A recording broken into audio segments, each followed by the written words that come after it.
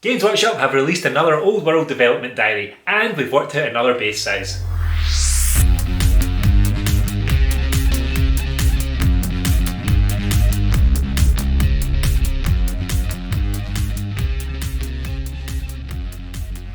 First of all, the latest article from Games Workshop. First of all, Games Workshop have now confirmed what their intention for the game is. They want Warhammer the Old World to create a modern game in the mould of Warhammer Fantasy Battle, which was pretty much the name that we all gave it at the time. Now, Games Workshop are trying to create a game that appeals to veterans and newcomers. Now, they would say that anyway, no matter what they're doing. Even the images they've chosen in this article are clearly to appeal to people like me, veterans, people who've been playing Warhammer Fantasy Battle for many years. Which is a good sign. Well, it is if you're me anyway. In the article, they state that the Warhammer the Old World designers have been playing every edition of Warhammer Fantasy Battle. That's another thing that's pretty good, because it would be great if they can pull everything nice from every different edition of the game. Every edition so far has had a few popular things and a few things that kind of got on everyone's nerves. Hero Hammer Hordes! In the next section of the article, Games Workshop confirmed that their rules are going to be written for large armies. Now that's kind of useful because we want to make sure that we can have a battle of a similar size to what we used to have, of 2,000-3,000 points.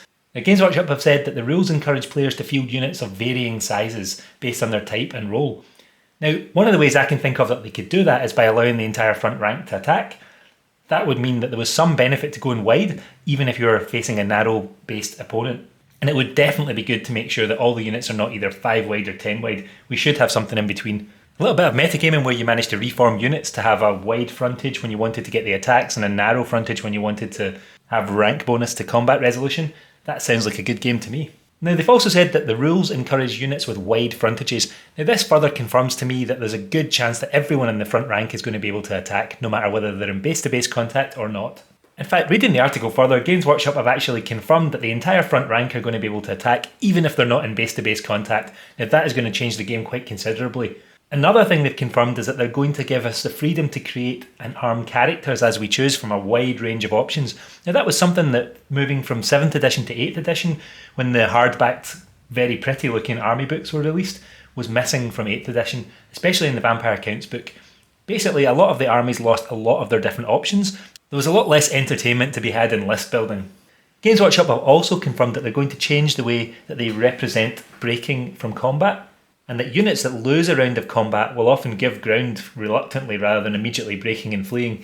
I guess they're probably going to be doing something like the old Space Marine rules, where the Space Marines didn't break from combat immediately, but they just they had some sort of "and they shall know no fear" rule. I think it's highly likely that they'll probably borrow something from the old 40k, or perhaps the new 40k, but I don't play it, so I'm not sure.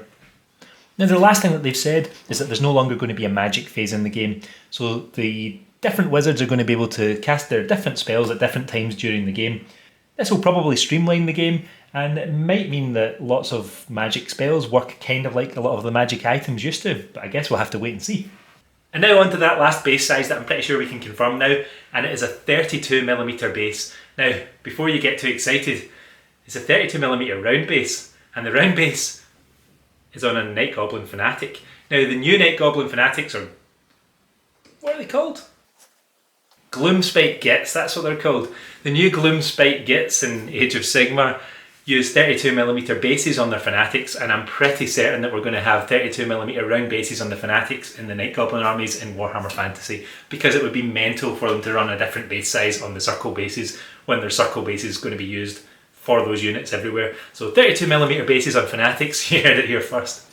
Anyway, thanks for watching, like and subscribe, and ring the bell 13 times to summon the Horned Rat.